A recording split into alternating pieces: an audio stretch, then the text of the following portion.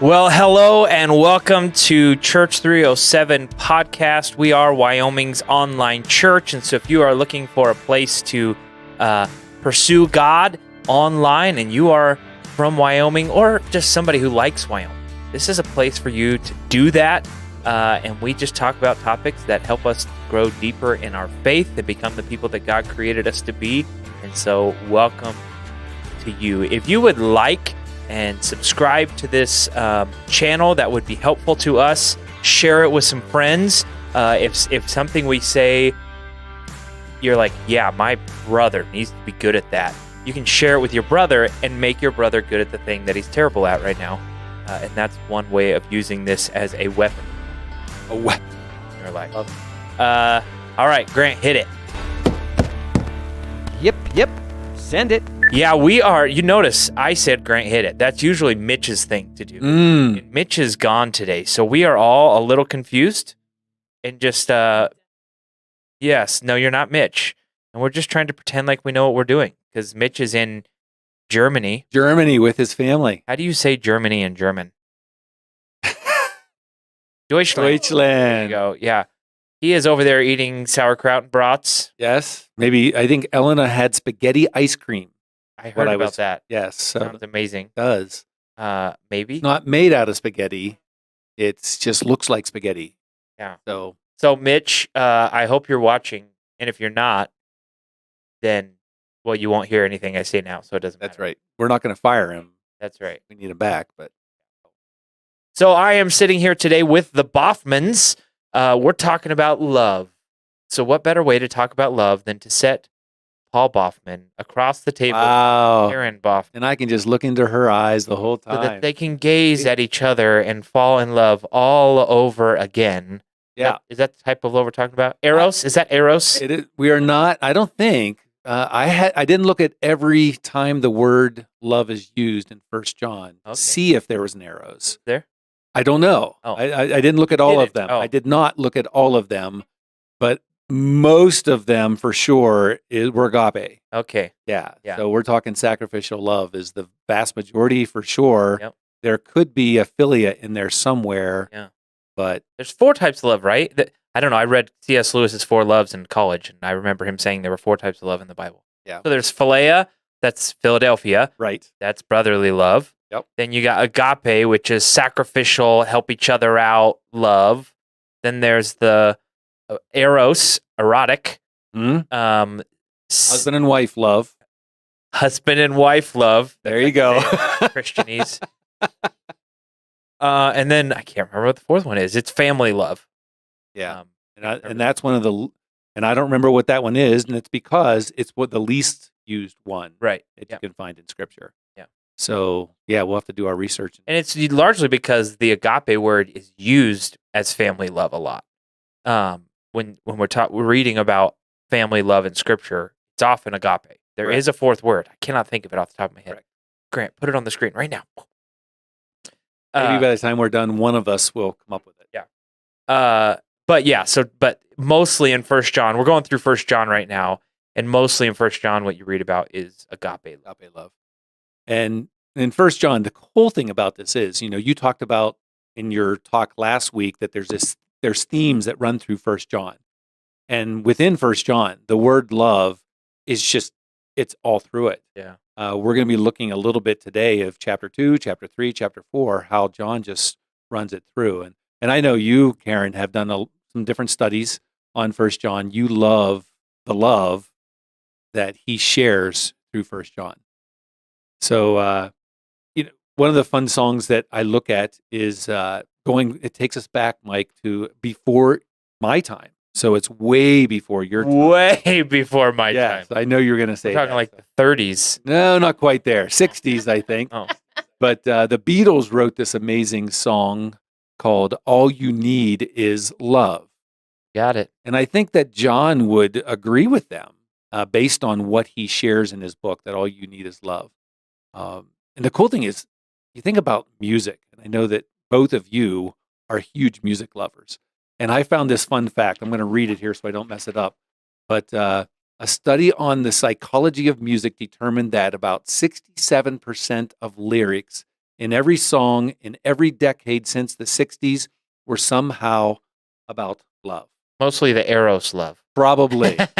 Either that, or if you go to country music, it's probably their love for their truck There or you their go. dog, That's something like a that. little bit of Eros love there too. A lot of it is about lost really Oh is. love. yeah. The pain. A lot of songs. Yeah. You're A going lot into of songs Taylor Swift about now. breakups. All of her breakups. I So, wouldn't know. You have teenage daughters, so well, they don't listen to Taylor Swift much that I know of, but still, yeah. So as you think about love, John in the book of First John, he jumps into it right away, and he shares in chapter 2. He says, "Dear friends, I'm not writing a new commandment for you. Rather, it's an old commandment that you have from the very beginning. This old commandment is to love one another." And so you think about, what's he talking about when John is talking about this old commandment? Why does he call it an old one? yeah. Well, I mean, if we look into Leviticus. Oh, way back there. And Leviticus everybody has it 19, memorized. 18 says, love your neighbor as yourself. So we can, and that comes forward into Jesus's teaching as well, right? Like we Right. refer back to that all the time. So it was a literal command. Love your neighbor.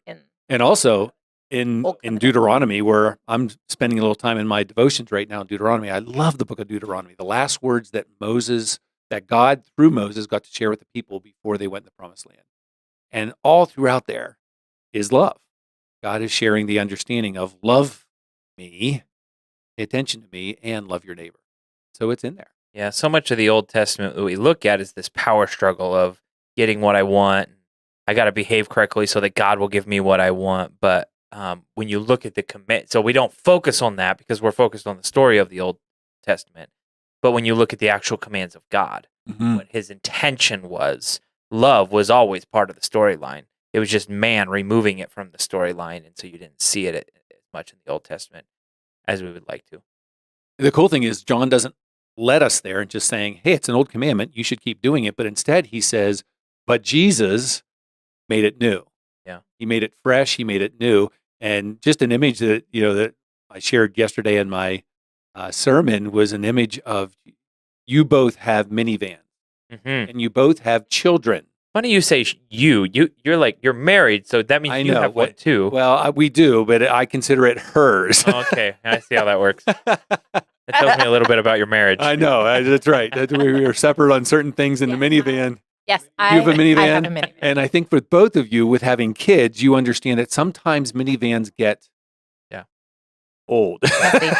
They look old and messy. And Crummy. yes. Especially under Yes. our What are some of the things that When you have? Grant had his first baby, my only gift for him was I bought him a cover that goes under the car seat to Yeah. protect his car seat. We've had those too, but they get so nasty they're so gross. fast that you have to replace them. And so you think about when your minivan gets old, like if you have someone or if you do it yourself and you make it nice, that's making it new. Yeah. So it's the same old commandment, John says. It hasn't changed. It's the same commandment that we heard in Leviticus, that we heard in Deuteronomy, throughout all the old covenant, but Jesus made it new. Yeah. How did He even said, "A new command I give you." So John says this is not a new command, love each other. And then he says, but Jesus made it new because when Jesus was talking, he said, "A new command I give you." And he says, "Love one another." Then he adds on the end of that statement, "Love one another as I have loved you." John 13:30. Impressed. That's all. In another John passage. As I have loved you is the different part. Earlier, he says, you've heard it said, love your neighbor. I tell you to love your enemy. And so he quotes himself in the Old Testament. He's like, this is the old. This is what we're used to. Love your neighbor. Love people. But I make it new. How? By taking it to a whole new level. Like just extreme severity in how much we're supposed to love each other. It's a cool level. And then he says, not only is it new that Jesus made it new, but he also says, and you also are living it. So you're making it new as well. You as the individual that John is writing this to, which is us. Yeah. How does that happen? How do we make this old commandment of love one another how do we make that new? What do you think? I think we're all called to love in our own sacrificial ways. The reality is, every time I have a conversation with somebody that is struggling in their marriage, who has a parent who abused them, when you ask them to love that person who has hurt them, that's not old to them. Right. That is a new way. That is a new challenge. And that's not easy for anyone to love to that kind of level. And that's the level of love that Jesus is calling us to.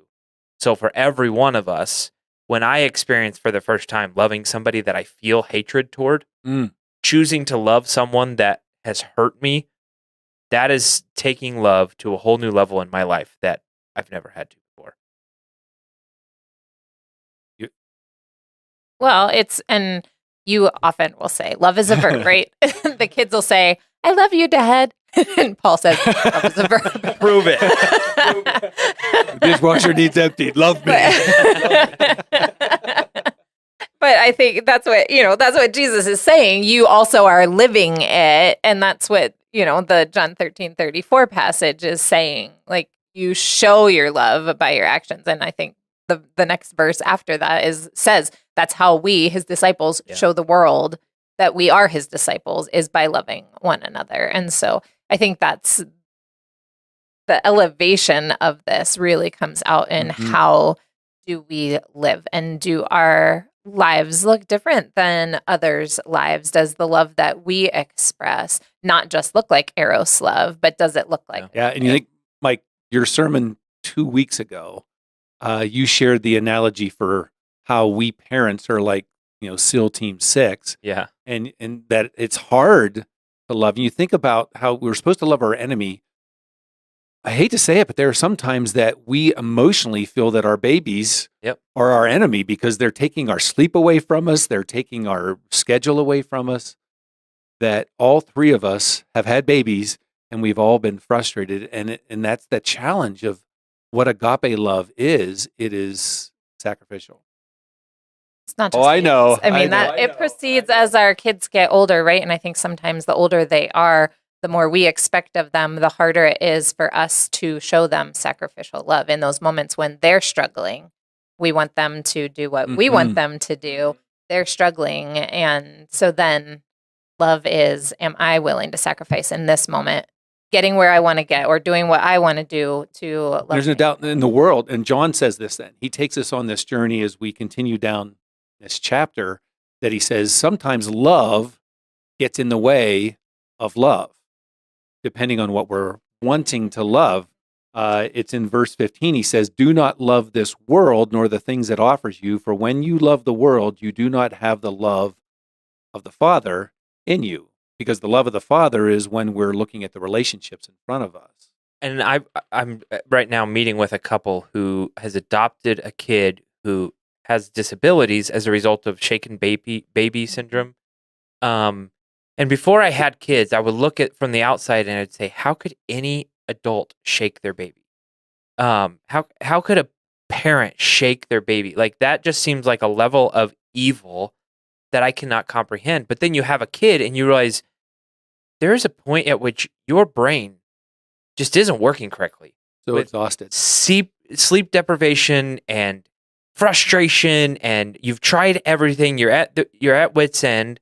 When obviously I would never consider shaking my baby because I know the results. But there is a moment in your life when you're not acting logically because there are other things demanding your attention, demanding. I value my sleep. I value my time. I value all these things. And so they are going to step in the way of what should be unconditional love for my kid because these other things are demanding my attention. And that plays out obviously all over our lives when there are things demanding our desires. I'd rather be playing video games than playing with my kids, or I'd rather be playing golf, or whatever I'd rather be doing causes me to make poor decisions in my relationship with the people that I should actually be loving sacrificially.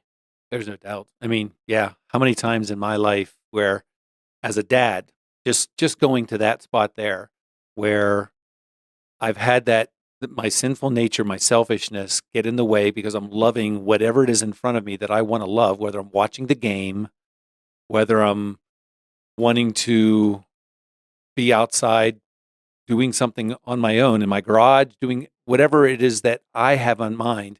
And one of my kids says, Dad, let's do this. Just that one little phrase. It's amazing how quickly that can, just really irritate you Oh, yeah. when you want to love that thing or that activity that's in front of you instead of the relationship opportunity. Sometimes you want to love your kids from a distance. Like, can I love you, but you stay over there? And you doing your thing and me doing my thing. Yeah. But then I'm missing out on the love of the Father.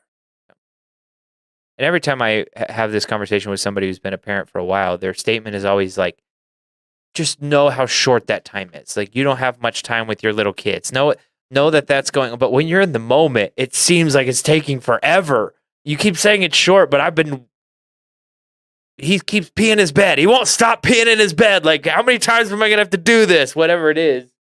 The frustration of the moment just kind of clouds your ability to see the long term. It does. You read that passage, verse 15, that says, you do not have the love of the Father in you. And I'm trying to square the idea of having love in me with love being an action. If love is an action, then what is in me? So apparently it's more than just an action. And I think that's what I want in my loving relationships, is that, okay, I can do the action of love for a long time. I can choose, I'm going to sacrifice, I'm going to choose not to get what I want, and I can do that for a while. But the hope is that eventually I get to the point where I feel something. Like, I want my heart to change. I have this conversation with people in marriage counseling sometimes. They're like, okay, for a while, I can sacrificially love. For a while, I can be in this relationship and not feel good about this relationship. But at some point, I want it to get to the place where I start feeling love for this person. Is there room there for that? Is it possible for that feeling to come back into a relationship? Or am I just doomed forever to, nope, you got to just keep doing the action? I don't know if you were doing this as a segue or what, but that leads us to what John says in chapter 3. Hey, I wasn't, but you're welcome. Yeah. And it takes us back to what you shared in your sermon 2 weeks ago a little bit as well. He says, see how very much our Father loves us. There's that love of the Father that you just mentioned. You question, how do we get that? Well, it's us, the realization that there's nothing that I can do to get that love from the Father. The love is already there. It's Lincoln's dog and Titus's dog, that it's what the Father shares with us that puts that love in us that should then stir us to that action. Yeah. Okay, I'm thinking of an illustration. So we are a conduit, like a conduit for electricity, right? And that conduit can take Mike's love to his children.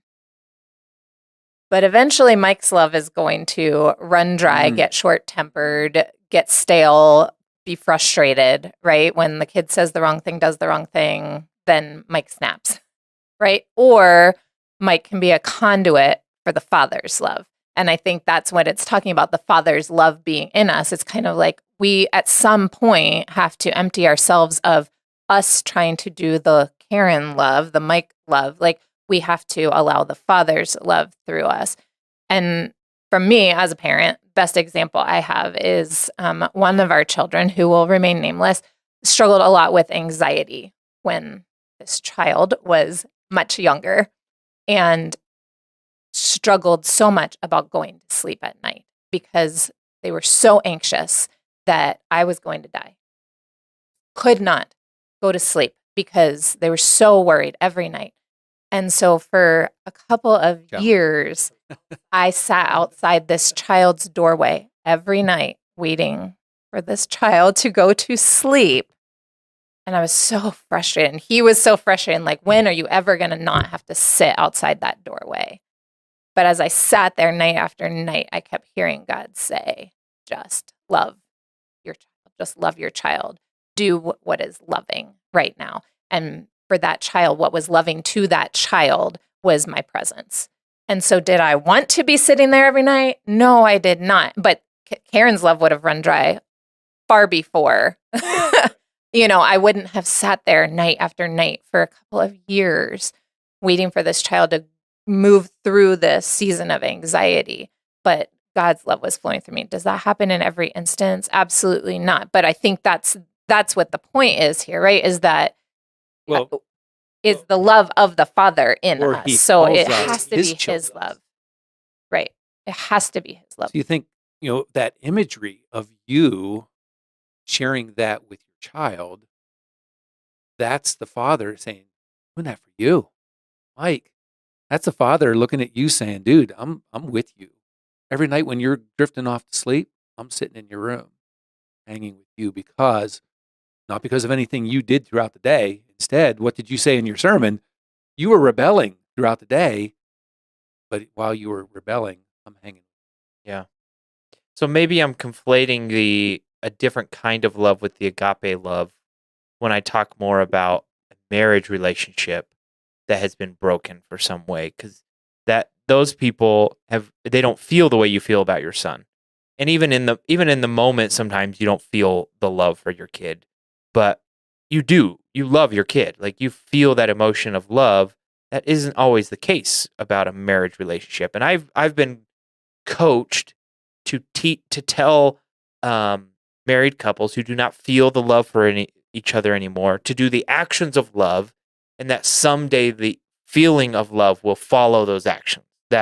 That God will work through that behavior to allow the feelings or the emotions to return. Honestly, I've not seen that happen much. I've tried to coach people in that direction, hoping that marriages will see that. I've not seen it a lot. The other thing that I do, I share that in my coaching as well with married couples, but the extension that I share also is the understanding of the marriage imagery that God shares with us, that how did God love the church? How does God love us? This whole imagery of that it has to come from God. And so, what John says here next, he says, we know what real love is because Jesus gave up his life for us. And so it is.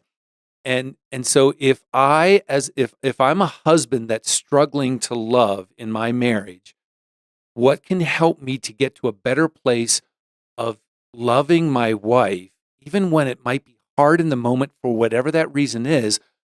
Where do I find the ability to do that? Well, I need to look at the one who loved me first. Yeah.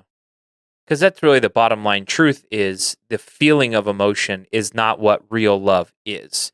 The feeling of love is not what real love is. What real love is that action, is that sacrifice. And that's kind of the hard truth. That's not what I want to hear. Mm-hmm. If I'm coming in for marriage counseling, I want to hear you're going to make me reattracted to my wife. I want to hear you're going to fix my brain so that now I have these gushy feelings about them anymore. God says, nope, you need to redirect your attention. And part of that is the reason why our culture is in such an unhealthy place when it comes to love. We are dealing with all types of screwed up ways of thinking about marriage because we still think love is a feeling. And the bottom line is, at some point we have to tell couples, you may not ever feel that feeling again. Get over it and keep moving forward. Now you can begin to pray that God will heal something in your relationship so that you can feel the emotion again. But the reality is that is not what true love is. Right. Well, and that's not what godly love, that's not what godly love is.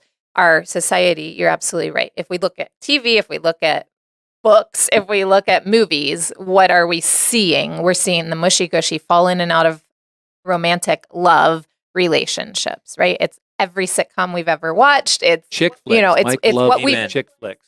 Chick flicks. It's what we've been taught to look for in love. But then when we look at what does Scripture say, if you love me, you will obey me.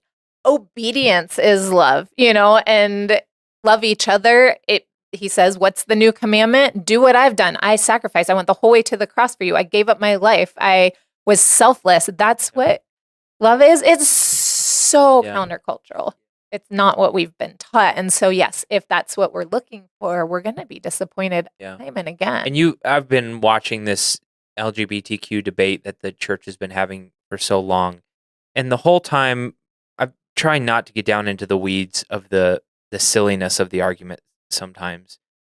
But I think if any of us take a step backward and look in on the argument, what it all is about is, can I have what I want? Can I get what I want? Can my feelings, how much do my feelings matter? And we just try to elevate as much as we possibly can. I should get what I want. And I mean, that type of relationship is kind of unique to our culture. Now, there have been other cultures that have had that type of relationship before. But for so much of our history, we had things like arranged marriages. And it wasn't about a feeling and you getting your emotions. It was very practical. Like, why is government in the business of marriage? It's for purely practical reason. The government got into marriage because, like, if you're married to somebody, you're more likely to be healthy, and so we want you to be married. You're more likely to have kids, and we want you to have kids, so you should be married. So the government got into the business for practical reasons, and then we turned marriage into this mushy, ooey gooey, I want to feel some feelings thing that just unhealthy. It sells better movies and better true. sitcoms. It just does. Yeah. So, but what does John bring us back to when he says this again in verse 16? We know what real love is because Jesus gave up his life. And it's a cool imagery of what that is. It's the Greek word, see, read it here, tethemi, which is the, Good job. thank you. It is the imagery of setting something aside, of giving something up. It's a cool image. And so real love is laying something aside so that, I mean, there's a reason that Jesus gave up his life. It's so that he could provide life to someone else, which was us. So it's an action of sacrifice, of laying something aside with the intention of providing life. So you think about how we do this. Think of the babies that you raised, and we lay aside our sleep, we lay aside our food, we lay aside our activities, our hobbies that we might have been busy doing. We lay them aside. Why? So that we can provide that baby life. Giving up something for someone. To give them something. And the cool thing is, when we get this right, not only are we providing life for them, but that's where the true abundant life is found. Yeah. When we pull alongside Jesus and start living like Jesus did, what's the primary thing Jesus did? He came to give up his life, and in giving up his life, he found life. That's us. You're doing something really cool that I think John does too, that I don't know is an easy connection for us to make, and it is this interchangeability of love and life. Love is life. And so, like, love gives life in multiple ways. I mean, that's the sexual relationship. That is the marriage relationship, two people becoming one. Love and life are all throughout John's writings, like these interchangeable ideas. You can't have one without the other. Without love, you have death. And so when you put that into perspective with what Jesus does on the cross, we understand how, okay, his love for us gives us life, and apart from him, we have no life. It's powerful when you can really grab hold of this and what it can do in your marriage. You know, if you can recognize that he loved us first, which John will get to that in just a minute. If you can grab hold of that and understand that, and then allow that to play out in your marriage, in your parenting, in your friendship relationships, it can change your life. Yeah. And it can change the lives of the people around you. And one of the cool things for John was he got to see this new and fresh idea of love so much in what Jesus shared with him. You know, I think of the one of my favorite places is where Jesus demonstrated this tethemi, where in the upper room, John chapter 13, when he washed the feet of the disciples. It says that he took off his outer garment and he laid it aside. There was a purpose in that, so that he could go and wash the feet of the disciples to get the muck and the mire. And what was he doing? He was doing that to share life because they were not going to be able to eat that meal, Right. the Passover meal, this big and heavy, awesome opportunity. They couldn't eat the meal until their feet were washed, and no one else was there to do it. So Jesus, not only did he lay aside his garment, he didn't have any pride, but he had the position, of being the King of Kings and the Lord of Lords. He's the Messiah, and he laid that aside, and he got down and he washed the muck. But if we're going to do the same thing, we're going to have to lay aside our pride. You're right. I have seen a couple weddings now where they do the foot washing of each other, and I'm like, okay, washing my wife's feet, that's not that cool. Cool. I can do that. Yeah. My wife has pretty feet. But outside of that, I'm like, I'm not. Have you guys ever been part of a foot washing before? No. Tell me some of the emotions that you experienced in a foot washing. Well, I mean, I've been part of a bunch. So I can tell you the emotions of the people because usually we've done it Right. with teenagers, right? We've done it at youth groups and the teenagers are like, you are not touching my feet. Or There's It's the no way. the people whose feet are being washed that don't like it, Mhm. not the washers. Oh, yeah. Yeah, because it's usually the leaders are saying, like, we're coming to serve you. It's kind of a humility thing and just it's a teaching moment, right? So when we've done it with youth, and the youth. the are cool like, thing, the one time pulling out my dirty dogs, we did it like, with, no way. teenagers once with Pastor Paul Wilcox. We done it with, and he gets so excited about doing this because we don't do all of the kids' feet, but whoops, the feet. Feet. But instead, Foots. Paul would wash someone, and then that kid would have to go and wash one of the other kids. Oh, that just got pretty emotional now because no one wanted to wash the kid who took off these dirty, ugly looking basketball stinky shoes. No one wanted to get to his feet. Yep. And so it was always cool when you watch one of the teenagers who did have a faith and to watch them lead, being willing, watch that. Yeah. That's powerful. That's love. That's what real love is. They were willing to lay aside the grossness to wash that kid's feet. That was probably Thomas's feet. I bet Probably was. Thomas had gross feet. The doubter. Yeah. Yeah. But you look at Peter. Peter said, Jesus, you're not going to wash my feet. So it was those individuals that said, no way. I'm not going to let you up here come down to that level. John experienced real love by watching Jesus, how he led, how he loved, how he taught. How many of his parables were talking about this kind of love? Wondering what I'm being a little quiet because I'm trying to rack my brain and think of what is the equivalent today of washing feet. Like we can do it metaphorically now. The reason why they did it back then was very practical. They're wearing sandals around dung-covered roads, and I mean, they needed their feet to be washed. We now have clean socks and clean shoes every day. So I'm racking my brain trying to think what is a modern day equivalent of washing somebody's feet. I bet it's a very practical. What do you think? Action. Someone's laundry, Yeah. maybe. Could be. Similar. That's taking care of dirty stuff. Yeah. Or stuff that's awkward. The chore. Yeah. Mm-hmm. I think about And need it for hygiene Right. purposes. I mean, it's the same kind To- of thing, but like, How about- no, you're not washing Yeah. my I dirty know it's underwear. a job for them, but how about nurses that are cleaning bedpans? Oh yeah. I mean, because Mhm. for a nurse to go into that job, there has to be a sense of love for humanity. Might not be for that individual, but I mean, because there's a lot of other jobs out there. Yeah. And if they're smart enough to be a nurse, they're smart enough to do something else. Yeah. So to be willing to be servant-hearted as a nurse and to do some of those, that's We live in a transient community of a lot of people moving in and out of town.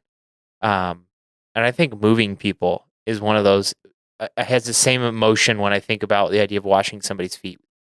Number one, I don't want anybody to move me because that's just, you see all my stuff and see that I kept that thing that I should have thrown away 10 years ago. And especially in our community, when somebody's moving away, I feel this emotion come over the community when somebody says, I'm moving away. Mm. Because we've had it happen to us so many times. loss. And every time it's almost like there's a shunning process that happens amongst their friend group. It's like they're no longer one of us. They're not part of our community anymore. And so they just kind of part of it is them slowly distancing themselves for personal reasons, and they're buying a house in the new place, so their mind is there. But serving somebody when you know they're moving away and they've got nothing that they can turn around and give you in return. It's like, this is not an exchange of service like I'll do for you if you do for me next. It's like, you're moving away and I'm not getting anything in return for this. You know where I've seen the love actually go beyond that barrier there, though, is when our life groups do it. I've seen some life groups who have a love for this individual because they're like family. They've shared some of the grossness of life around the table. They just have. And so for their willingness to go beyond those emotions, saying, I'm going to love you anyways, that's real love. Yeah. And I've seen that in some of our life groups. It's pretty cool. You know, close it out. You know, John, where does he take us? But he talks about how if you are someone who received the love of the Father, which means you're a child of the family, if you are one of them, then you should have an imagery of the DNA as part of your life. You either do or you don't. So if you say that you receive this relationship, and he talks about that in chapter 4.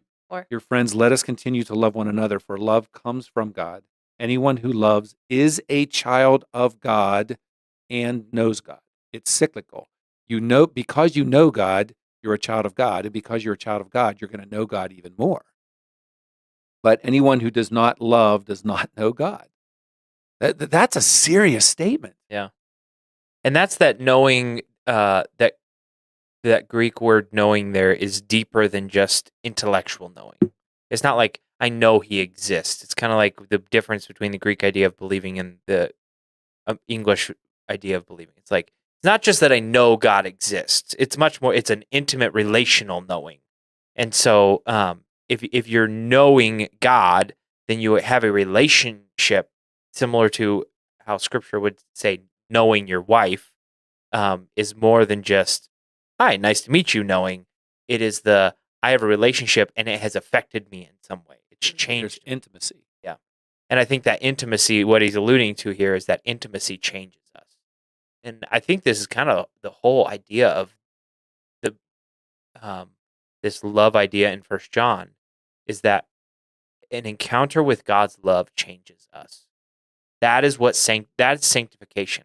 That when I recognize his love for me in my undeserving state, that it sanctifies me, it changes me. Something is knocked loose and I become more like him when that happens.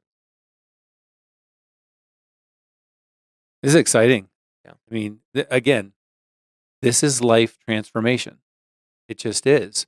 That when we can grab hold of this concept of love, first, the love of the Father, that while I didn't deserve it, he loves me anyways. There's an action there. How much does he love me? He gave up his son for me. He died on the cross. The Father laid aside his son for me. Yeah. It starts there. And as part of that, he adopts me in as a child of God, which is, I'm adopted into a bloodline of. Does that make you a demigod? Always. Maybe not. Wow. On that heretical note, hey, just so you know, we are going to be making some changes to the format here of the Church 307 podcast. And in the month of August, I'm going to be interviewing some pastors and some other leaders about some topics that they are experts in. And so I think it'll help you see another side of faith that you likely have not heard before as we interview these people. And so make sure you're checking in for the month of August. Karen and Paul, thanks for joining. And great. Can we just stay here for a while and I can just, because the Beatles are right. All we need is love. Well, when we hang up this episode, Paul's going to sing to us. There we go. On the way out. But yeah, if you would like and subscribe to this channel, that would be extremely helpful to us and help getting the word out. Ding all those algorithm, whatever they are, and make sure that people know that this is here. And as you go, you should know that Jesus loves you unconditionally. In action. He died to give you.